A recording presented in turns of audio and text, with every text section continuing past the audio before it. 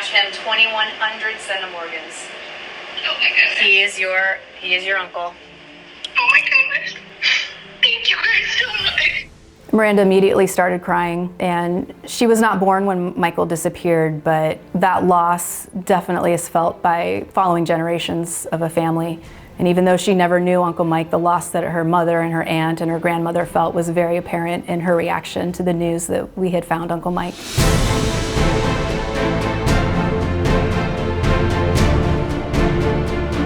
This case was a 1974 John Doe out of unincorporated Laguna Hills, which is now present-day Aliso Viejo.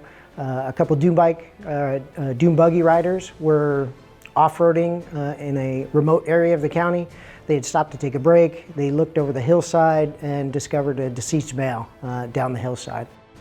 I first heard about this case in 2016 when I was part of the DA's cold case task force, and at that time there was a suspicion that this individual may have been an early victim of serial killer Randy Kraft, who was notorious in the 70s and 80s for killing and dismembering young males. 2023, we submitted a forensic sample that we had retained for this individual to a private laboratory to do DNA analysis and to develop a genetic profile suitable for genetic genealogy to try and get this subject identified. Investigative genetic genealogy is the practice of using publicly available genealogy databases in an attempt to identify either unidentified human remains or suspects. In using that, we identify matches in the database and we build their family trees back using historical genealogical records.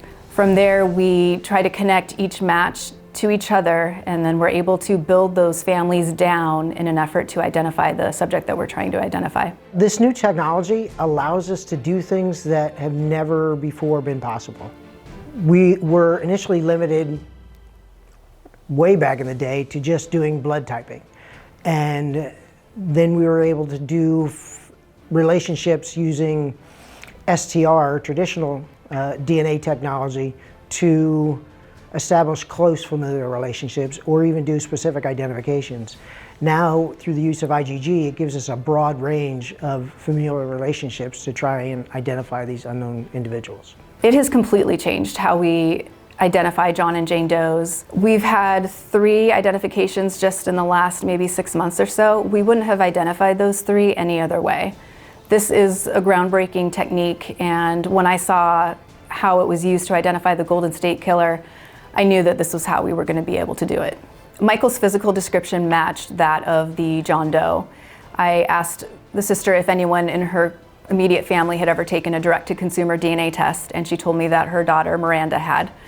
And I asked if she would be willing to speak to us about that and maybe consider uploading her DNA into one of the approved law enforcement databases. She agreed. I contacted Miranda, guided her through the process of uploading her DNA into GEDmatch. Comparison was being made, and we immediately saw that it was going to be a match. She ended up matching the John Doe at a level consistent with an uncle-niece relationship. So I was able to tell her on the phone immediately, Miranda, this is your Uncle Mike. I know for me, I've always loved working cold cases. It's a different type of investigation. You're trying to recreate the past in a lot of cases.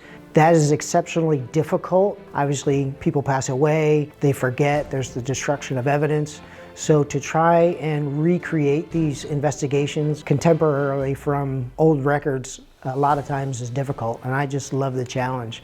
And investigative genetic genealogy just adds another piece to that puzzle that we can use to try and resolve these cold cases.